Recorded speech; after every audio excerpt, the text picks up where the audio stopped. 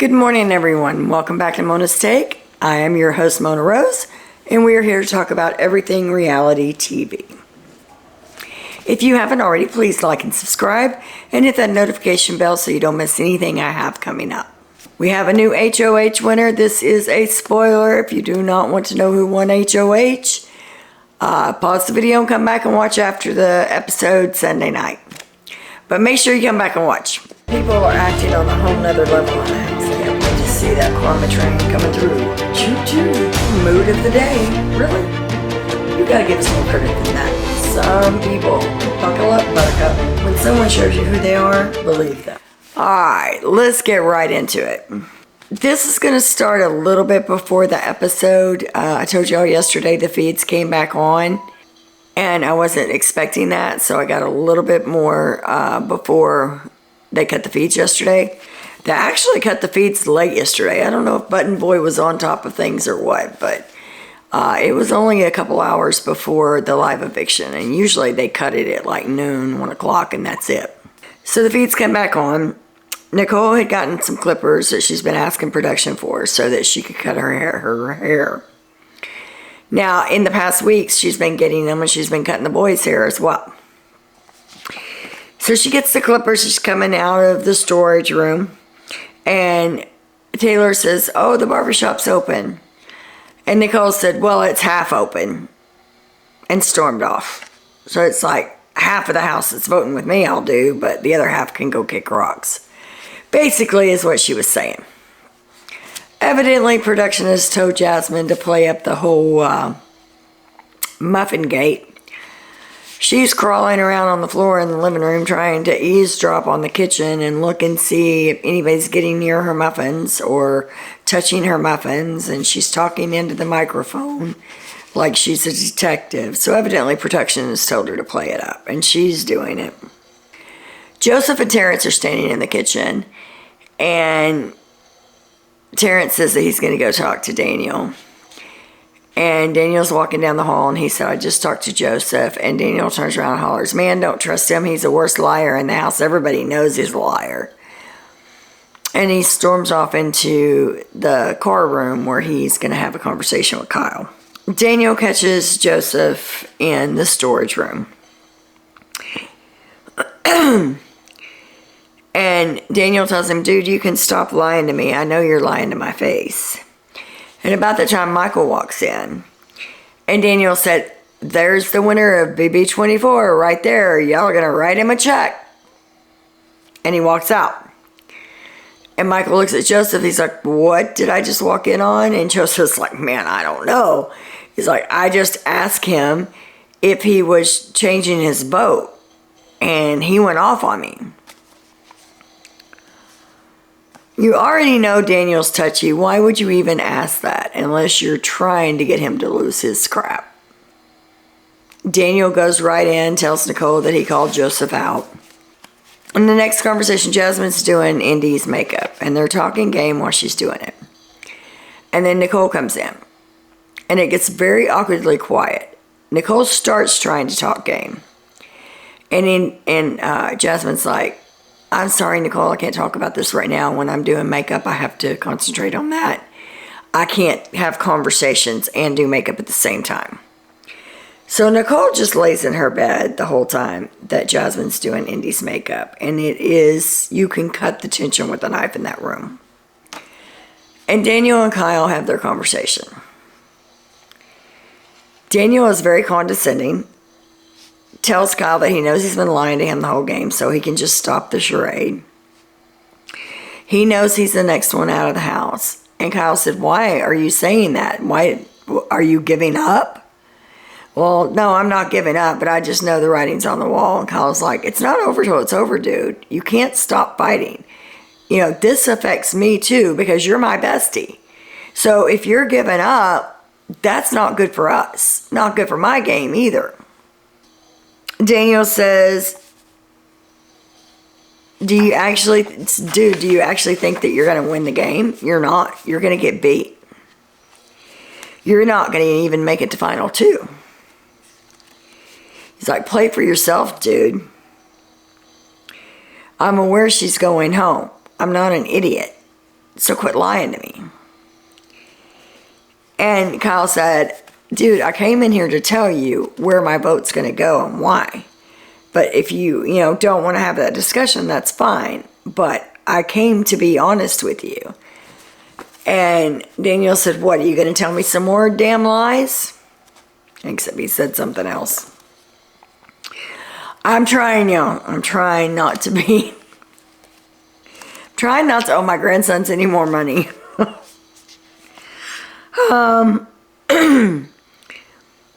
He said, it's like nobody watches this show ever.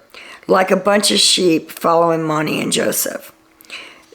They are such bad liars. I've been in community theater and I know good acting, and they're horrible actors and they're horrible liars. He said, it's obvious that you've been lying to me the whole time. I knew where your vote was going to be, even yesterday when you wouldn't talk game. He says, it's unfortunate that I'm your bestie and your showmance is on the other side of the house. But she'll probably be voting with you now because everyone's a sheep. No one wants to play for themselves. They want to give masculine big guy the check. The masculine big guy the check. He's steadily insulting Kyle and talking down to Kyle like Kyle's an idiot. Which him and Nicole have always said that they thought that Kyle was dumb. That he was just there for more TikTok followers. Daniel tries to walk out at one point and Kyle's like, dude, do you not want to hear my side of anything? You not want to have this conversation? Daniel says, why, so you can tell me some more lies? And Kyle said, no, we need to talk about what's going to happen moving forward. Daniel says, if I don't win HOH, I'm going home. He said, most people are just here for social media followers. They're not here to play the game. So Kyle says, are you giving up? Kyle's trying to be positive and trying to amp him up and get his head back in the game. And he says, it's not over till it's over. It's not over till Julie tells you it's over. And Daniel goes back to the same old thing. He says, dude, you're lying to me. How am I supposed to trust anything you say? And so they end their conversation at that. And you could tell Kyle was pretty frustrated. The next conversation is with Nicole and Daniel. And Nicole said, Jasmine's playing this game to the fullest. She's got a perfect game. She's going to win this game. And then I missed this. I caught it on Twitter and I had to go back and actually watch the timestamp because I totally missed this part. But Nicole, Daniel, Terrence, and Jasmine were sitting in the living room. And Monty came through whistling. When people are whistling, I pay no attention to it because it actually hurts my ears. But he was whistling the song, Another One Bites the Dust. So when he walks through there and he's whistling that, Daniel says, oh, that's a class act right there. Yeah, you think you're smart. And Monty just keeps on walking, doing his little Another One Bites the Dust whistle. Alright, so we got to the episode. I'm not going to spend a lot of time on this because we all watched it. I did put that I'm glad they showed how arrogant Daniel and Nicole were during this whole week. I think that came across very well. The segment of Alyssa and Kyle, we can do without that. We're not getting HOH comps anymore on Thursday night. I have no idea what the hell happened with that. You could have used that time for the HOH comp, at least to start it, instead of spending a whole segment on Kyle and Alyssa's showmance. Nobody wants to see that, except for Grodner. I don't want to see it. Most people don't want to see it. We want to see the HOH competition. That's my 2 cents on that. A Taylor speech. Oh my God.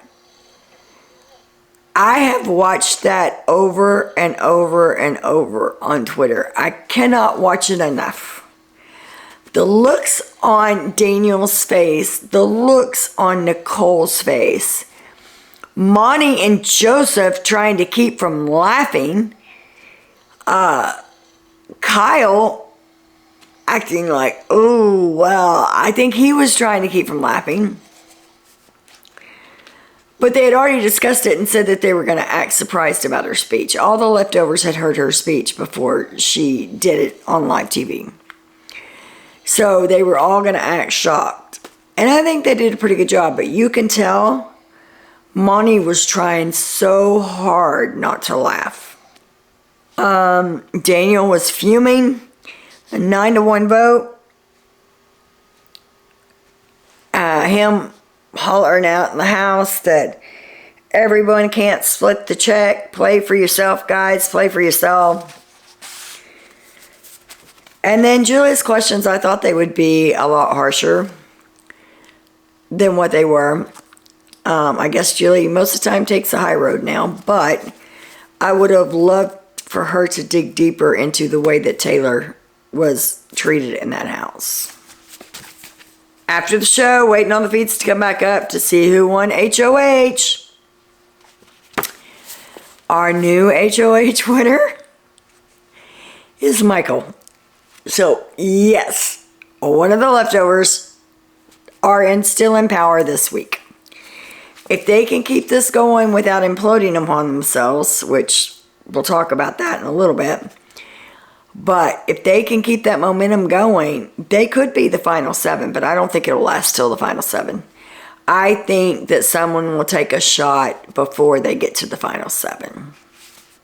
And the funny thing about him winning HOH is Indy was so banking on Brittany having to do slop this week. Brittany can't be an HOH now. She's safe for the week. Have not. She's safe for the week, and she cannot be a have not. So they're going into talks about who's going to be the have-nots for the week, who's going to be the nominations for the week. The initial game plan, it looks like right now, that Michael will put up Monty, Joseph, and Terrence, and that Daniel will be the backdoor option.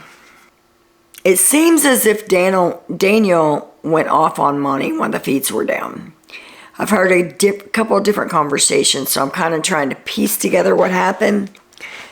But it sounds like after the live eviction, either before the competition, it had to have been before the competition because they turned the feeds on right as they were coming in from the HOH competition. So it had to be before the HOH competition or even during it. Daniel approaches Monty and has a rant blaming him for Nicole going home, and he's such a liar, and everybody needs to know that Michael and Monty have a final 2, which they don't. That one of those 2 are going to win the game, that those are the biggest threats, that Monty is the head of the snake, that he wanted to keep Alyssa and Indy on the block, and he should have listened to him and not used the veto, but then either Alyssa or Indy would have went home. And from what I hear, Monty held his composure. He said what he had to say, but he said it in a respectful manner. And he didn't go off on Daniel, which is what I think Daniel was hoping, that there would be a big altercation. But Monty said what he needed to say. Right after the feeds come back up, Michael talks to several members of the leftovers.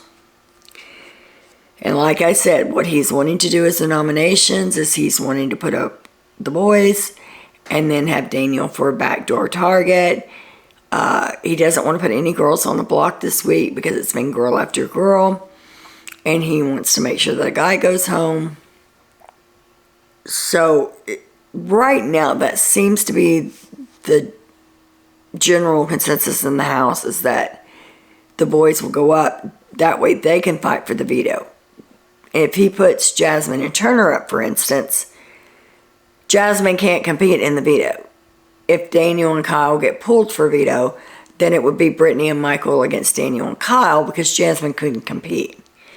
So he's wanting to make the odds of someone winning the veto better by choosing Monty and Joseph and Terrence, because then it would be 5 against 1 to win the veto. And Kyle's already said that he would throw it if that was the case. They're also talking about have-nots, and they're talking about it strategically. He's talked to several different members of the leftovers. Brittany was supposed to be the one on slop this week because she's the only one that hasn't been. Now she can't be. So they're saying, okay, do we make Daniel a have-not? That weakens him. And then when we do have the veto competition, he's not as strong and as healthy as he can be because he's on slop. And Michael brings up a point and says, yeah, but if he's upstairs, he has full access to the HOH room. He can see who comes and goes, how long they stay in, yada, yada, yada. He said, I don't know if it would be better to have him downstairs in the general area or upstairs in the have-not room. And Monty says, look, dude, if he's in the have-not room, he's going to be out once he lays down to go to sleep. He's not going to be back up. So I don't know. At the time of this video, I still don't know who the have-nots are because normally we see that on the live feeds. But when they did that last night on the live feeds, they cut the feeds. And no one's really had conversation about who's on slop. I'm sure I'll find out today. When I see who's in the room. So right now we're still unsure about that. Alright, Jasmine's preparing some stuff to cook. And she tells Monty, well, I don't know if there'll be enough left because this is going to be for me and Terrence. Me, Terrence, Alyssa, and Indy, I think is what she said. Only a few people.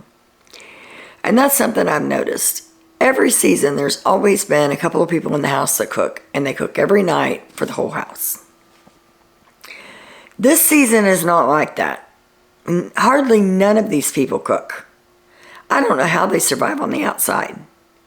I don't know if it's just the fact that they're young, or they're still living with their parents and used to them doing it, or having a spouse that does it. I'm not sure.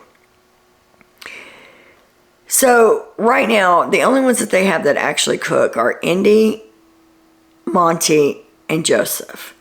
When those three cook, they cook for the whole house. The rest of them, if they cook anything, it's just for a few select people. There's a couple problems with that. Number one, you're taking up the kitchen area to cook. So if you're cooking for these 5 people, somebody needs to cook for these 7 people. You can't both be cooking stuff at the same time because the kitchen's not big enough. So you're taking up that space away from everybody else. If you're cooking anyway, just cook for everybody. And they don't cook every night. They eat a lot, and I mean a lot, of pizzas and sandwiches, stuff like that. They don't actually have meals every night. A lot of junk food. And number 2, it's just being petty. It's like, that's the only time that you can really sit down as the entire house. Not talk game. Get to know people. When you sit around the dinner table, you get to know people. They're not doing that. Every great once in a while they do. But for the most part, they're not doing that. Daniel talks to Terrence and says, I know I'm the target next week. It's me. And Terrence tells him not to give up, hold his head up high. Terrence explains to him why the house flipped on Nicole. Said, they felt like she was being like Pooch. She was going around and talking to everybody and telling everybody something different And they start comparing notes, find out she's lying, she's playing too hard, and that's what got her voted out. So don't give up. Get your head back in the game, lay low, and see what happens. Joseph, Monty, and Indy talk in the have-not room. And they're talking about Nicole and how horribly she played this game because she was telling everybody something different. The same conversation is going on downstairs between Terrence and Daniel. They say Daniel isn't taking responsibility in his part and Nicole being voted out. He's the one that took Alyssa and Indy off the block and had her put on the block because he was so confident that they had the numbers. If he would have listened to Monty and Monty tried to warn him, they would have stayed on the block. Alyssa would have been home. Nicole would have still been there. But he's not taking responsibility for any of that. And Monty, from the sounds of it, that's exactly what Monty told him when Daniel started approaching him and yelling at him. They talk about how Nicole thought that she was going to be able to manipulate Taylor, and that's why she chose her for a bestie, and that she would have a shield, and that she would get some kind of power when Taylor was voted out. But she's telling the whole house, I did it to protect y'all. I did it to protect our alliance. And Indy's like, I'm not a fool. You did it to protect your own butt. So they're all seeing Nicole's game, and it was very sloppy. Michael gets the HOH room. And he comes out and he does a little holler, who wants to see my HOH room? Well, the majority of the house is back in the girls' room. And they're laughing and they're cutting up and they don't hear him. And a couple of people in the kitchen, I think maybe Terrence and somebody else. And so he's standing around with the key going, do they want to see my HOH room? And he's like, I can't wait. I got to go find everybody. So he goes back and he finds them and he's like, HOH room. And then, of course, they all jump up and he's like, I thought y'all just didn't want to see it. You know, just didn't want to be a part of it. And they're like, no, we didn't hear you. So they go in and he reads the letter from his husband, or future husband. He reads that letter, shows all the snacks and everything. And then he starts having his one-on-ones because he's got to make his decision in the morning. The first person he talks to is Jasmine. They talk about what Michael's thinking in his head. And Jasmine's like, well, that makes sense because, you know, I don't want to go on the block because of my injury. I can't compete and that's not fair to Turner and yada, yada, yada. So she's perfectly fine with Monty and Joseph and Terrence going up on the block and Daniel being the back door. Kyle and Michael talk, and this is an interesting talk because Kyle is worried and he goes through the numbers and he said Monty, Joseph, and Taylor on this side are really close, and Jasmine, Indy, and Alyssa on this side are really close. So if those three make the move to join these three, that's 6 votes. That would make the leftovers having 5 votes, and then they could send Kyle out the door. It's a possibility. I don't think Taylor would flip on Kyle. Now, I think she would flip on Monty or Joseph, but I don't think she would flip on Kyle.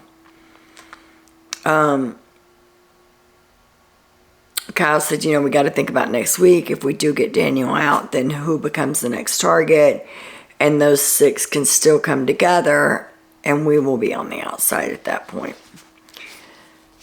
And I think he's right. I don't think the cookout is, or I did it again. I don't think the leftovers are going to stick together till the final 7. I think before that happens, someone is going to use some of the numbers on the other side of the house, which would be Indy, Alyssa, Jasmine, and Terrence. that they could pull them in and get some of the stronger players out. Because let's be honest, this alliance has a lot of strong players. It's got Monty, it's got Joseph, it's got Michael, it's got Kyle. Brittany's even helped win a comp. It's got Taylor. She's come close to winning almost every time. Turner, he's already won an HOH. So they have some very strong competitors within that 7. And I can see them taking a shot at each other before it gets there. Kyle says he doesn't mind if Daniel goes home, but then what happens next? And it's true. Kyle has no idea that Taylor is with Brittany and Michael and that they have a final 3. So Kyle being a little skeptical about where Taylor would move in the house, I can understand that. But Michael in his head knows, I've got Taylor. Taylor's not going with Monty and Joseph. Taylor's going with me and Brittany. And nobody sees it, which is a good thing. They're skeptical about Joseph. They talk about him a little bit and said, he's got a good connection with the girls. He's got a good connection with the guys. He moves all over the house. Last week he moved to Jasmine's bed so he'd be in the same room with Taylor and Brittany. And then as soon as Nicole's out the door, he moves into Indy and Alyssa's room so that he can be close to them. So Kyle said he's kind of moving everywhere, and we're seeing that. And then I don't remember who it was that came in and busted up their conversation, but it was like, everybody's out, time for the leftovers to meet. So they all come in and they discuss who's going up. Money says if him and Joseph have to go on the block as a pawn, that he totally understands that. And Turner said, well, I'd be willing to go up on the block, just don't put Taylor on the block again. And Michael said, no, Taylor's not touching the block. He said, but the only thing that concerns me with you is the veto, because Jasmine can't compete, and then it's us against whoever's chip is pulled. If Monty and Joseph are up there, I've got 5 people against the 1. And that to me is better odds. Turner said, that makes sense, but if you need me, I'm here. So that's about all I have. The house guests went to bed at, Lord, I don't even know, like 7 o'clock this morning my time, which is Central Time, being in Central Louisiana. So they haven't been in bed that long. I was able to get caught up. So that's everything that happened last night. And nominations should be today. So whenever the nominations are made, I'll come back and I'll make either another video tonight or in the morning. I may put that with what goes on overnight after the nominations. So that's all I have for you guys this morning. Have a great day. And as always, much love. Don't forget to comment below.